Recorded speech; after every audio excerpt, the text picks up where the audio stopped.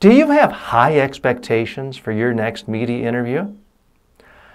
I'm often struck by how many executives I speak with who are very ambitious with everything else in their career. They want to quantify it. They want to be the best. They were the best students in school and the best students in business school. They're aiming for the stars. Now they have an opportunity to do that big interview with Barron's or the Wall Street Journal. What's their goal? Not messing up. Not saying something stupid. Not saying a quote that gets them fired. Huh? That's a very negative, low ambition goal.